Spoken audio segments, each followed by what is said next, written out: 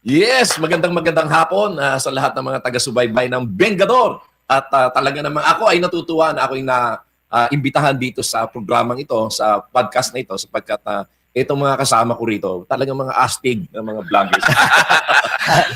Binati niyo lahat ng aking mga kababayan kanina. Gusto ko rin batiin yung aking mga kababayan na nasa abroad, no? Opo. Kasi binanggit niyo kanina yung Luzon, Visayas, Mindanao. Marami tayong mga kababayan sa abroad na sigurado ko na nanonood dito sa inyong napakagandang programa. Opo. Lalong-lalo na po yung mga, ika nga si Seclari, ang pinakamamahal ng mga lista at pinakakinaiinisan ng mga DDS. Oo. speaking of pinakamamahal, sa mga hindi nakakaalam, si Secretary Larry lang ang talagang madiin na lumalaban at na sa mga Marcoses.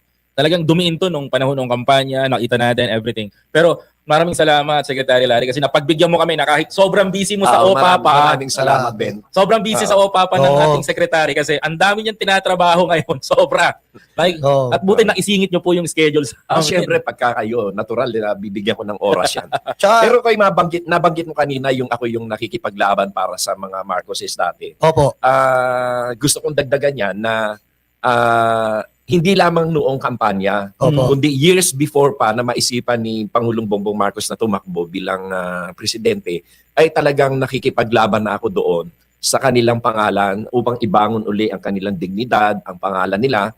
Dahil nakita ko kasi noon, ang maraming mga Marcos loyalist na nasa gobyerno na ayaw lumantad for fear of being ostracized and for fear of being embarrassed, Yes. no? Na bakit kat mga Marcos ganyan Dahil sa history, dahil dahil sa mga maling pananaw. paninira at pananaw na ginawa sa kanila.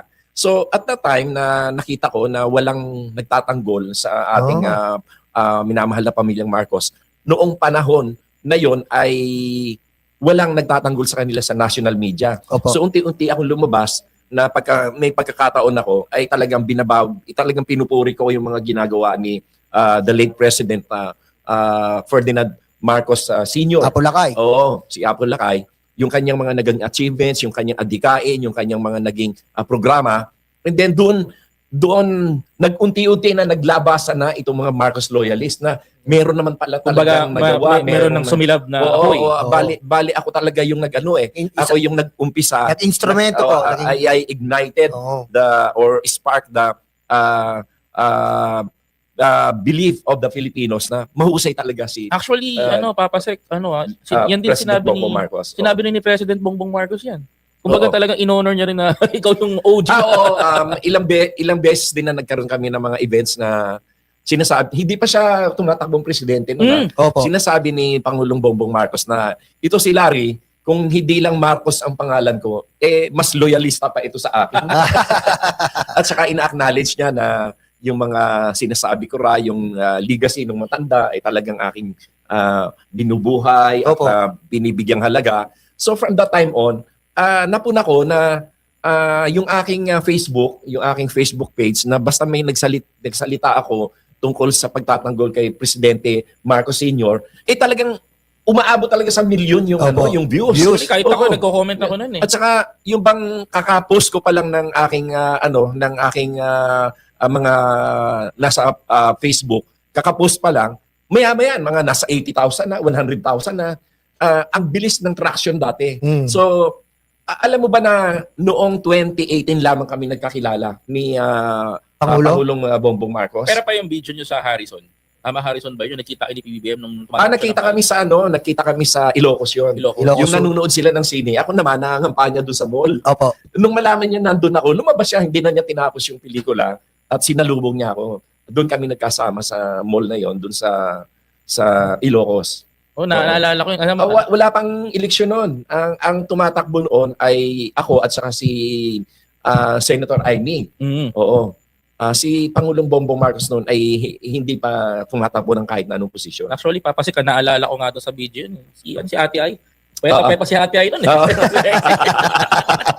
Tama ka dyan. Pero Secretary, tama naman po yung sinabi niyo. Kumbaga, wala po talagang kumpara sa mga sabihin na natin, masaktan na masaktan sa mga nagdaang presidente ang ginawa ni Apo Lakay. Ay, oo, Wala po talaga. kung nakakasunod sa mga The blueprint, best sa mga talaga, proyekto oo. ng ating Apo Lakay. Di ba? Pero, Oo.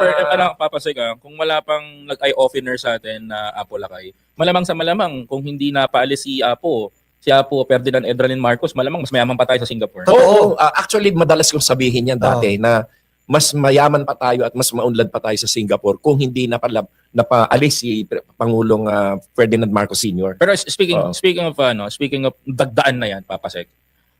Ito yung pinakamagandang tanong.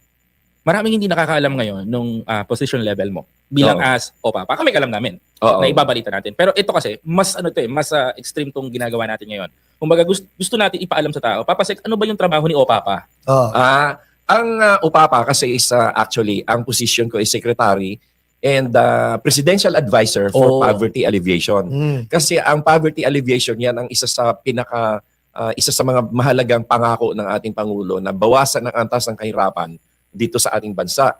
Noong siya ay tumuntong at nag-assume bilang presidente, ang poverty incidence noon ay nasa 18%.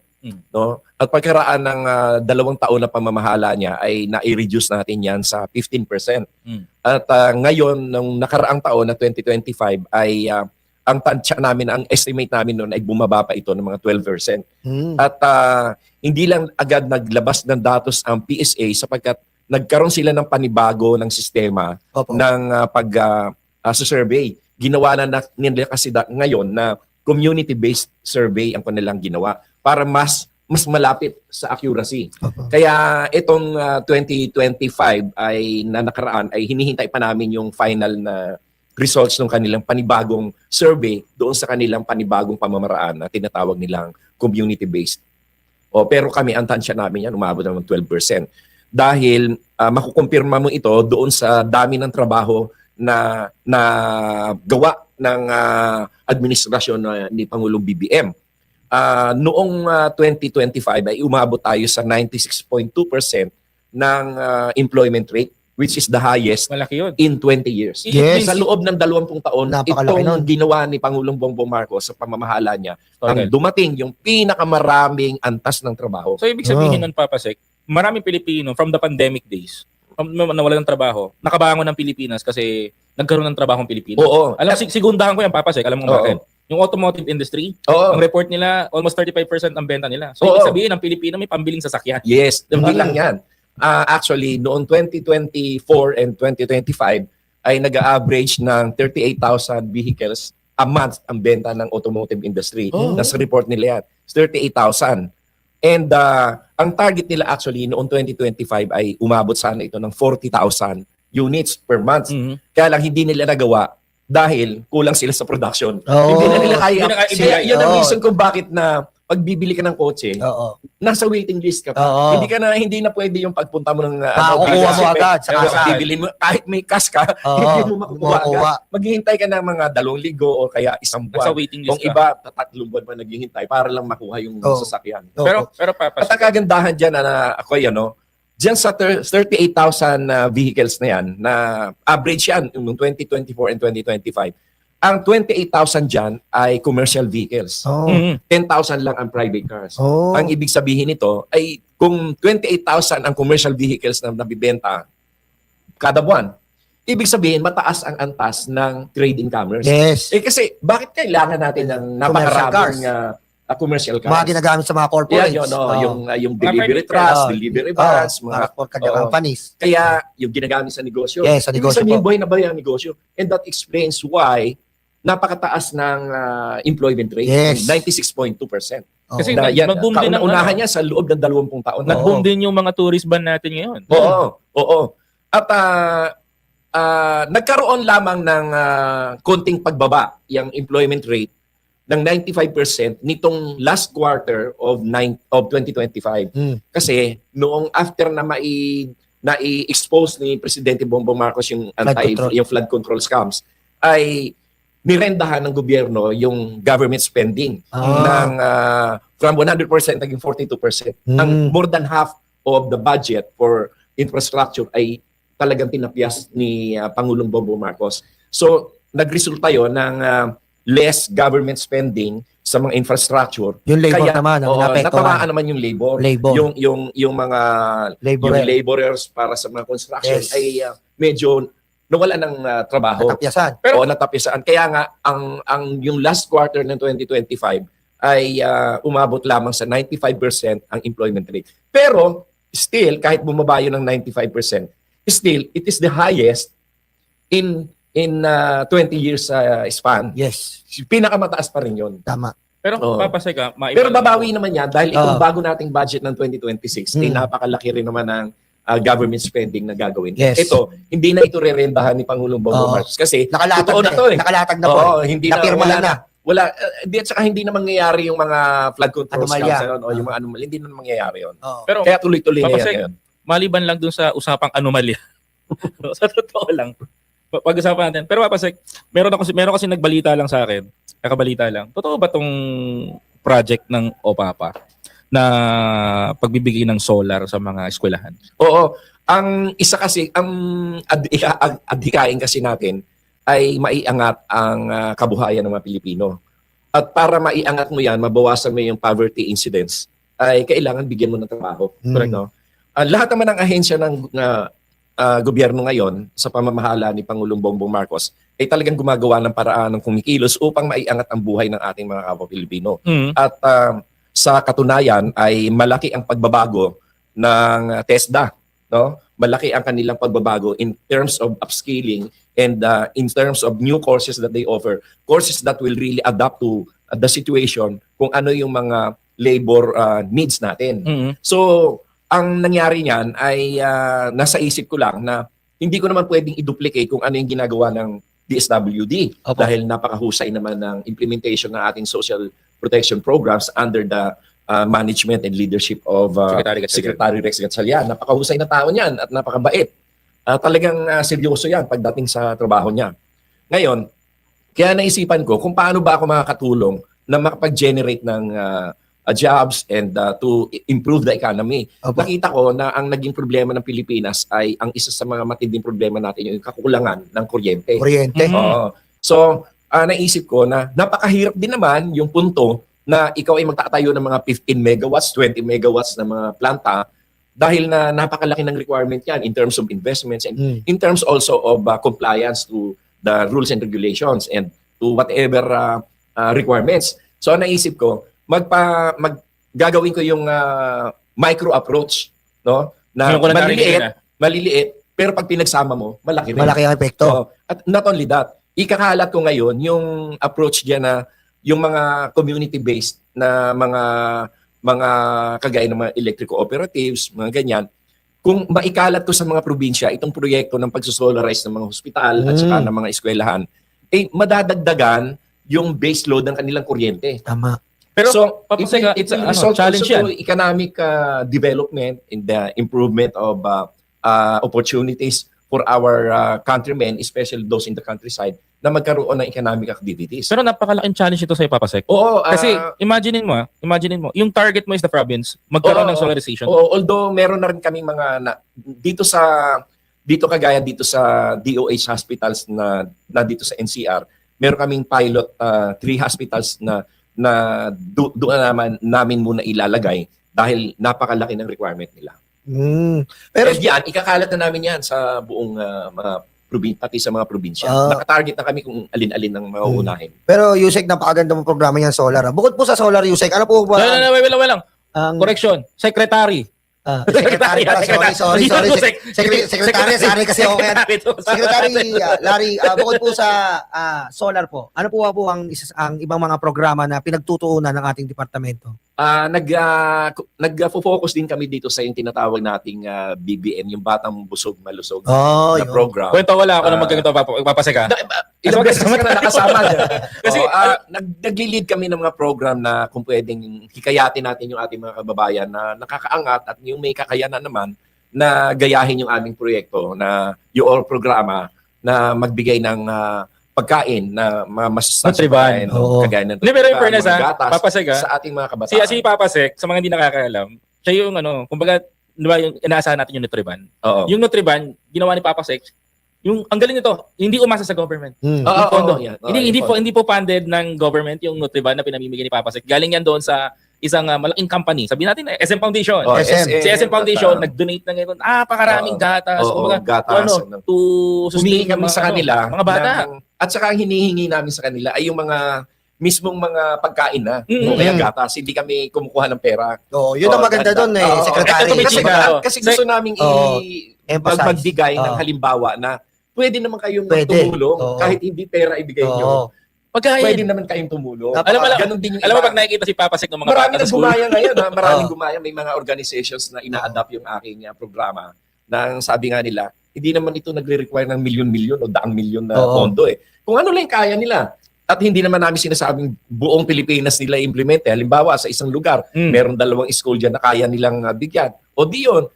Yung iba naman, kung gagayahin din yan, di Pero parami Papa Sec, tayo, parami. Papa Sec, mabida ko lang yung sa atin. Baba kami ng payatas. Oo. Sinalubong si Secretary ng mga bata sa Payatas Elementary School. Oo. Kaming Payatas, sobrang nun. Sobrang down. Kumbaga, isipin mo, sobrang tuwan-tuwa yung mga bata nakakain. Ay, ito pala yung Nutriban. Oo. Ito pala. Ang Tapos, masarap, ang tawag masustansya. nila kay Papa Sec. Tawa ng tawa. Sabi ko sa bata, kilala ba yun? Galit sa bobo yun. Pero Secretary, napakaganda po nung yun yung baga nakikita po natin, yung initiative nyo po na talagang direktang maitulungan ng ating mga kabataan. No? Yung baga, shoutout din po sa mga private sector, di ba po? Oo, yung mga private sector. Na nagbo-volunteer po, no? Oo.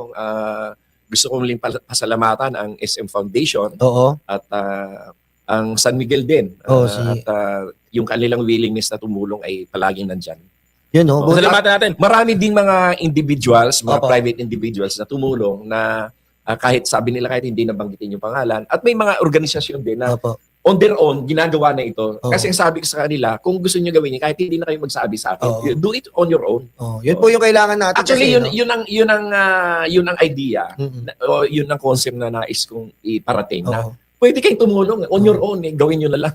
Pero may Hindi hindi. na- Pero ito, maano ko lang. Alam mo habang ginagawa ni Papa Sec yan, merong isang tao na todo kontra. Oo. Hindi ko sabihin, muna mama, Kung kasi baka sumikat pa yun. Sumikat. Todo kontra dyan. Ayaw niya kasi, si Secretary Larry pupunta dyan, dapat ako yan. Ako dapat ang bida dyan. Nung panahon na yun, Secretary pa siya.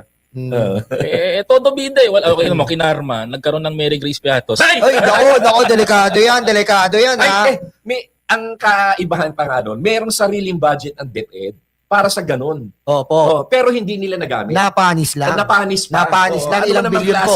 Ano ba naman klaseng ano yun? Ako wala akong pondo, pero nagawa ko. Tsaka hindi po kayo talagang kumaltas doon mismo sa gobyerno. Hindi. Dahil ang private sector po mismo ang nagbigay ng... Sarili kong pondo yon, yung Opo. iba nanggagaling sa sweldo ko, yung iba naman ay sa ibang mga kababayan natin na may mabuting kalooban. Opo.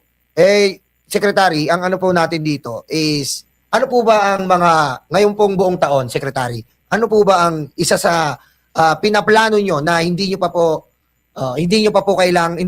na ilalatag, na inihahanda yung sorpresa para sa ating mga kababayan? Teka muna, bago ko sagutin yan. Meron pala tayong isang kasama dito. Ito, paborito. Ito, papasukin na natin. Papasukin na natin yan, si Sangkay dyan. At yan ay inaanak ko sa kasangga. Si Jan, Sangkay. Ang mga kababayan. Alam mo ako yung host eh. Masarap ng ganito, masarap ng ganito kwentuhan, natural lang. Natural lang. Oo. Walang script. Walang script. Walang script talaga dito. At mahirap yung may script eh. Baka sabihin pinaghandaan natin. Palit-palit. At hindi lamang yon. Mahirap yung gano'n eh. At alam mo ako, talagang sanay naman ako magsalita ng walang binabasa, walang script. Oo nga po eh. Hindi naman ako kagaya ng iba dyan na nagbabasa na nga, mali pa. yan ang ano namin, Papa Sec. Yan ang motto namin sa Bengador. Wala kaming script. Ayaw namin ng script. Gusto namin yung natural para mas naiintindihan ng tao. Oo. At saka walang pagkukunwari, walang pag... Tama. Wala pong dito scripted Papa Sec, na... Papa Sec, total naman. Andito na yung isa nating kasama, si Sangkay Jan. Umpisa na natin ang benggahan. Sige! Sige, dagdag ko lang kasi napag-usapan kanina yung tungkol sa ginagawa ni Secretary Larry Gadon. Yung Nutriban din, di ba? Ang pagkakaalam ko, kayo ang bumibili nun eh. Oo. So walang sponsor Noong na iba? noong ako ay actually ito nga yung kinatutuwa noon ni Pangulong Bongbong Marcos. Noong panahon na hindi naman siya tumatakbo pa bilang presidente, ay binuo namin ng anak ko yung tinatawag namin na mga pagtulong doon sa mga binabaha, mga nasunugan, ay pinupuntahan talaga namin at namimigay kami doon ng mga pagkain at isa na yung Nutriban na talagang sariling gastos ko. At ang ikinatutuwa ni Pangulong Bongbong Marcos, kahit hindi naman niya ibinilin, yung mga aming mga streamer, ang nakalagay doon na handog ni BBM. Pero wala doon sa kamalay-malay. Nakikita na lang niya yung mga picture. Mga pictures. Kaya natutuwa siya noon dahil sabi ko nga sa kanya, we are doing this for you. Because we want people to realize na ikaw yung tumutulong. Which is true din naman. Kasi lahat naman Pangalan yan pa lang BBM. Oo. Batang busog malusog. kaya namin ginagawa yon. And tuwan-tuwa nga siya dito sa daughter ko, kay Alaris, na siya pa yung nagli-lead doon sa mga pinupuntahan namin. Noon pa man, papasik. Wala pang eleksyon noon. Talagang inaano namin yan. Kasi ang gusto namin mangyari noon ay matulungan si BBM na iparealize sa mga tao na talagang napakabuti ng kalooban ng mga Marcoses. Correct. Yes. Isipin niyo galing sa pera. Baka yun ang dahilan, Sek, kaya ganun katindi yung tiwala sa iyo ng ating Pangulo. Pero yun, nagkalagasan na, Sek, di ba? Pero andyan pa rin kayo. Kasi, siyempre, alam naman niya na ako yung taong hindi talaga bibitaw para sa... nung nga hindi pa kami magkaibigan, grabe na yung pagtatanggol ko sa kanila. Lalo pa ngayon. Tama. Sige, umpisa na. Pero, Bengahan na.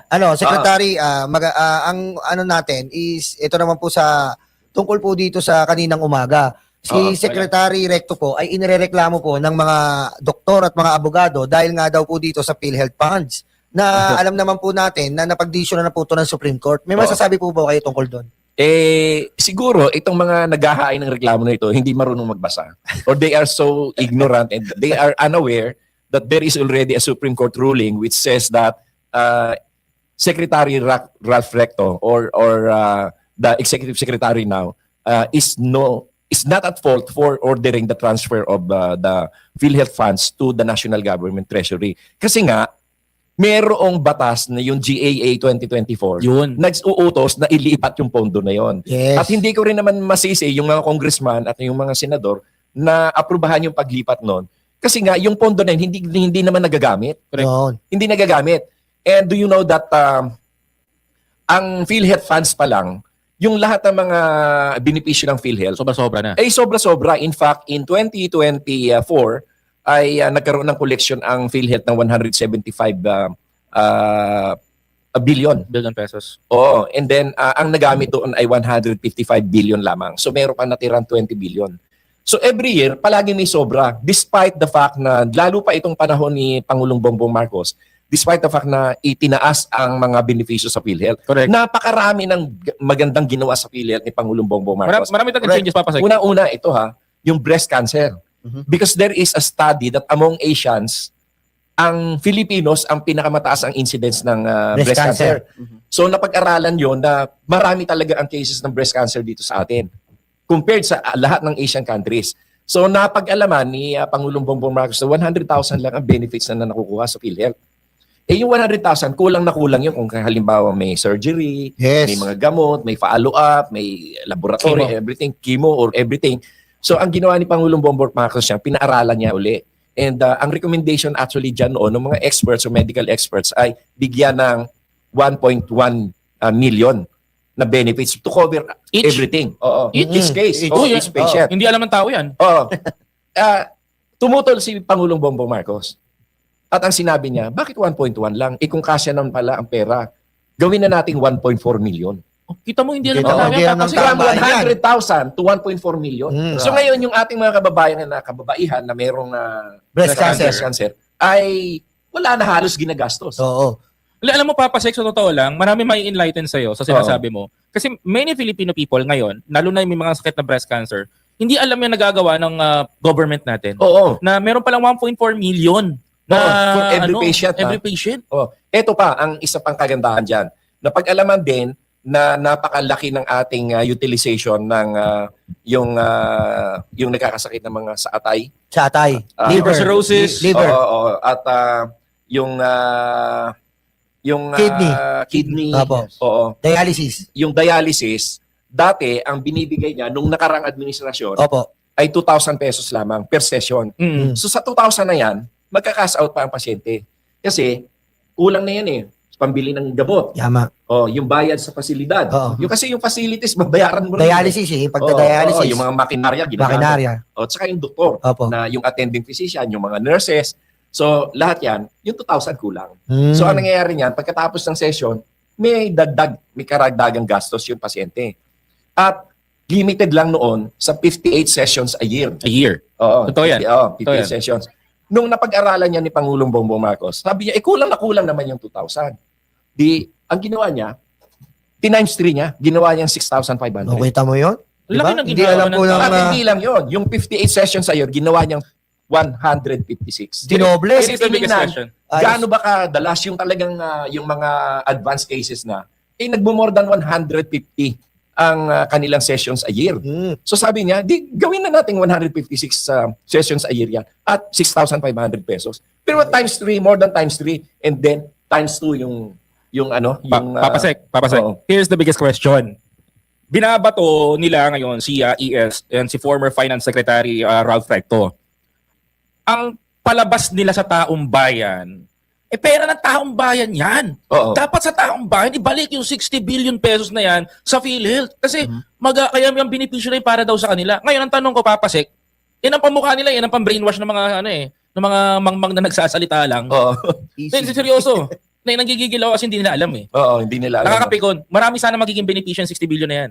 To be Oo. honest. Pero ang tanong ko dito, kung kukunin ba yung 60 billion na yan, magkukulaps ba ang PhilHealth? Hindi, dahil aside from the yearly savings na kagaya nga noong 2024, nagkaroon na pa ng excess nung na 20 billion, at etong 2025 ay malaki din ang naging increase. Yung 2024 ay 175 billion ang kanilang collection. Noong 2025 ay umabot ng 205 billion ang kanilang collection at ang naging expenses is around 190 billion. So may sumobra pa rin 15 billion even without the 60 billion or 90 billion standby fund which actually came from PAGCOR and PCSO. Ngayon, yung pondo na yan hindi naman nagagalaw. Tama. And aside from that, meron na talagang 500 billion na standby fund or buffers fund ang PhilHealth na kung sakaling kulangin ang yearly collection nila, meron paghuhugutan. May buffer. Tama. Hindi yung 60 million at 60 billion at 90 billion in total. Opo. Kundi doon kukuha sa 500 billion dahil yun yung batas ng PhilHealth eh. Yan Meron ang- tayong buffer fund eh. Yan ang hindi alam ng tao. Alam Yan ang nyo, hindi alam ng tao. Promise. Ang problema kasi dito sa mga tao to, hindi naman muna inaaral yung Tama. Ang sumbong nila sa lahat media, yan nasa website opo. ng PhilHealth kung kanila lang Titingnan nila. Alam mo, Pati Secretary, yung mga benefits na yan, nandun lahat yan. alam mo, Secretary, alam mo, sa totoo lang po, prangka, nakakalungkot kasi po bilang isang PhilHealth member, kami po, ordinaryong tao, Oo. ang mahirap lang, pag na-confine ka, is almost 5 to 10% lang ang iaano sa'yo. Oo. Pero umaapaw naman po ang pera ng PhilHealth. Ayun nga po ang dapat na solusyonan Ito ang dito sa hindi nila, PhilHealth. itong hindi nila nakita. Yung PhilHealth, ang coverage ngayon, pagka ikaw in hospital, ay dati, yan ay 20%. Yes. Ngayon, ay ginawa ni Pangulong Bongbong Marcos na 30%. Mm. Yan ay applicable yan kapag ka ikaw ay nakakonfine sa private hospital. Mm. Pero kasi pag ikaw ay nakakonfine sa DOH o Hospital. managed hospital, zero billing ka. Zero walang na. bayad. Oo. Yung subsidy na binibigay ng PhilHealth, yun ay tulong sa mga kababayan natin, mga miyembro na napakunta sa private hospital. Kasi siyempre, yung iba naman, kahit na napakaganda na ng serbisyo ng ating mga government hospitals, nag-i-insist pa rin na doon nila gusto sa mga private. Mm. Ang dyan naman sa mga private na yan ay binibigyan naman natin ng sapat na tulong ang ating mga kababayan from PhilHealth. Ang isa pang maganda dyan ay sa kauna-unahang pagkakataon ay nagawa ni Pangulong Bongbong Marcos na i-implement ng 100% yung universal healthcare. Yun. Na ibig sabihin, kahit hindi ka miyembro ng PhilHealth, Member kahit ka. hindi ka nagbabayad ng monthly premium ng PhilHealth, basta ikaw ay Pilipino, patunayan mo lang na Pilipino ka, covered ka ng PhilHealth. Tsaka, Galing, no? Secretary, meron din Marcos eh. may nilabas Marcos din po si Presidente tungkol sa mga hindi po naguhulog yung amnesty. Oo, Nakaraang linggo lang po, di ba po? Oo. Yung Na- amnesty dyan sa PhilHealth. mga PhilHealth. Kasi nga, ang laki-laki na ng pondo na nakalap ng PhilHealth eh. siguro ako ang tansya ko sa ngayon ay yung dati nilang 500 billion na standby fund, Yes. na buffer fund, nadagdagan pa ng more or less mga nasa 35 to 40 billion without increasing the premium and without using the 90 billion na standby fund na yung issue dito sa na transfer. Total kasi noon 90 billion Nauna muna transfer yung 60. Yung 30 naiwan pa. Pero ngayon dahil na inutos na lang ni Presidente Bongbong Marcos na sige na ibalik nyo na nga yan. Oo. And sinabi nga di ba ng Supreme Court din na wala namang kasalanan si Secretary Ralph Recto. In fact, magkakaroon pa siya ng liability kung hindi niya sinunod yung GAA. Meron bang nagsasabing batas na bawal gawin yun? Para malaman lang kasi pinalalabas nila. Wala. In fact, porque sinabi daw ng Supreme Court na bawal daw, ito, pinababalik daw. Ang tingin tuloy ng tao, hindi naman nagkasala si hindi. Walang kasalanan din si Executive Secretary Ralph Recto.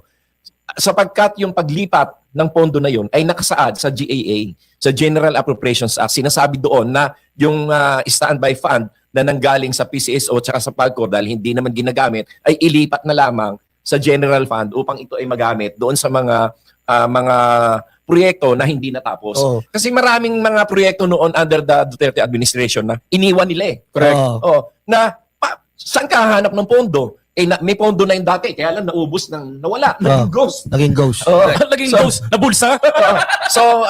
Ang nangyari ay hinahanapan ngayon ng pondo kung paano yun matatapos na hindi naman kukuha doon sa ibang mga nakalaanan na pondo. Yan kasi yung iniwan ng Duterte yung project na ito, meron pondo yan. Alam nga naman kuhanin mo yan para ilipat dito. Hindi mo pwede yun. Stand-alone kasi ang PhilHealth That is technical malversation. Oh. Pero ito, ang ginawa na lang, saan ba yung mga libre pa na pondo na pwedeng gamitin? So yun ang ginawa ng Congress. Nakita nila na meron palang standby fund na binibigay ang PAGCOR at saka ang PCSO galing doon sa kita nila na binibigay sa PhilHealth. Yes. Dahil PhilHealth naman, hindi naman ginagamit. Yung syntax yan. Yung syntaxes at saka... Alam mo sa tutusin lang, Secretary, dapat po talaga itong PhilHealth ay na mabuti na naasikaso ng Pangulo to. Kasi tayo po bilang dumadagdag ang mga empleyado at bilang empleyado, ikaw ay required na kumuha ng PhilHealth. Pag empleyado ka. Automatic kung may donasyon ka. Kaya hindi sila talaga automatically mawawalan ng pondo hindi. Di ba po, ang malungkot pa, ini-invest, di ba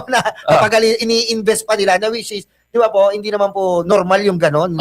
Pero actually, nung nagkausap kami ng dating presidente ng PhilHealth na si Ma'am Dilidesma, tinanong ko nga siya dyan, are you allowed to invest in at least blue chips para ang sabi nga niya sa akin noon, bawal kasi we are required to spend the money for the benefits. Pero papasek actually kung totoo man pinailan daw allegedly o nangyari na nga ba talaga na pinailan daw si ES Recto ng kaso sa ombudsman. I think yung ginagawa ba nila ngayon na pagfa-file ng kaso kay ES Ralph Recto, gusto lang ba nila patagusin sa Malacanang yung issue para masabi na may nagkasala ng ganito yan? Hindi, alam mo, yung mga taong yan, mga uhaw lang sa publicity yung mga yan. Maraming mga nagngangaw-ngaw ngayon na nagpaplano lang tumakbo at ang kanilang pamamaraan ay mag-ingay para lang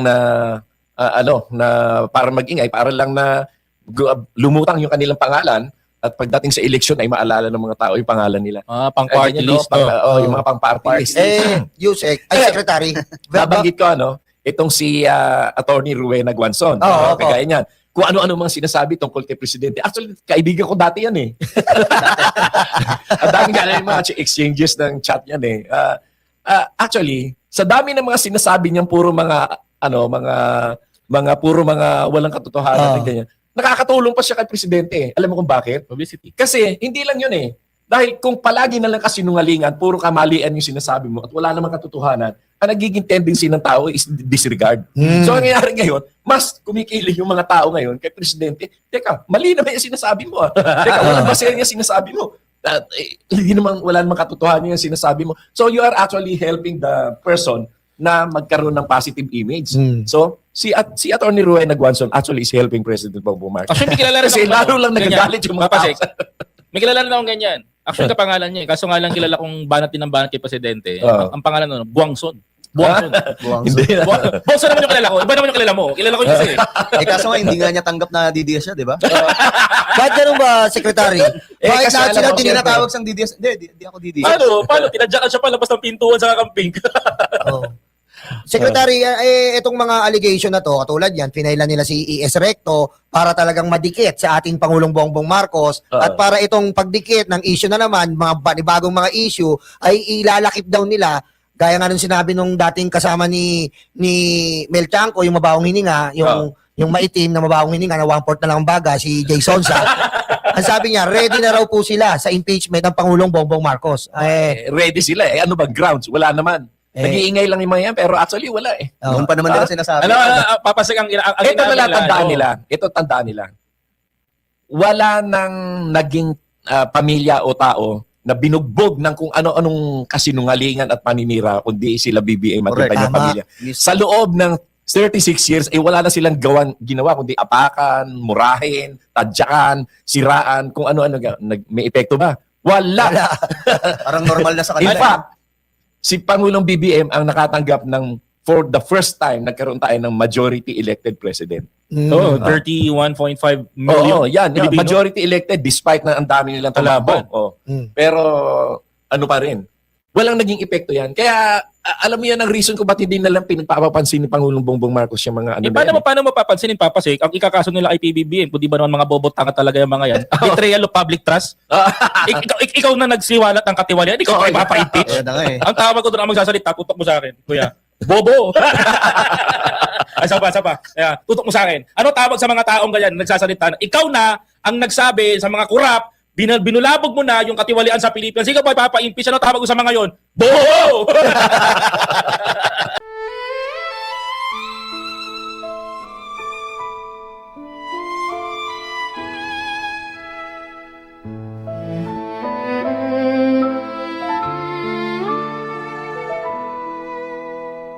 Nakaupo ako, lumalamon sila. Masasaya itong aking mga kaibigan. Abot kamay nila ang bunga ng puno, dahil balikat ko ang ginawang tuntungan. Habang namimitas lalong natatakam, sila ay para bang wala ng kabusugan.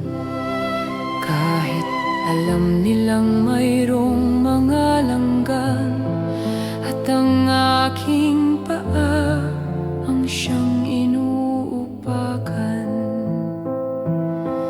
Nais ko nang magpahinga,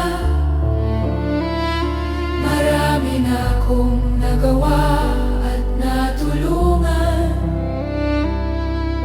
Ako'y labis na nag-aalala, baka ang puno ay tuluyan nang maubusan ng bunga. Nakaupo ako, nagbabantay sila. Ang mga aso ko'y laging maaasahan. Hindi ko lang alam ang binabantayan. Ito bang puno o itong aking upuan? Itali ko kaya sa bahay ng langgam? Maglilingkod ba o maghahari-harian? Masasagot lamang ang malaking tanong kapag ako ay nawala na ng tuluyan. Nais ko nang magpahinga, marami na akong nagawa at natulungan. Ako'y labis na nag-aalala, baka itong mga aso ay maulol at magwala.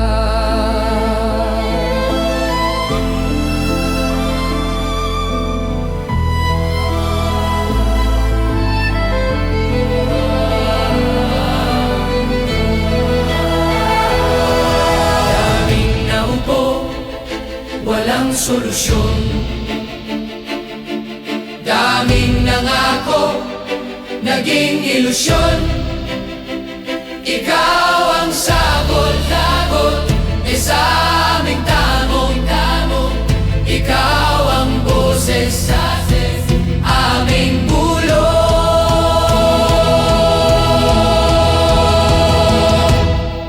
Nilalait ka at sinisira ng kinakaya mo para sa bayan. Ikaw ang aming tagumpay, bonbon, walang kapantay.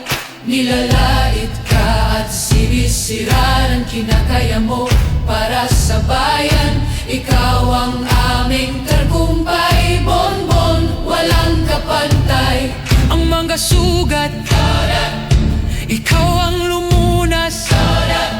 Saradong isipan, ikaw ang nagbukas. Bayan, inuna mo, hindi banyaga. Gintong puso ay kahanga-hanga. Nilalait ka at sinisira ng kinakaya mo para sa bayan. Ikaw ang aming tagumpay, bonbon, walang kapantay. Nilalait ka at sinisira ang kinakaya mo para sa bayan. Ikaw ang aming tagumpay, bonbon, walang kapantay.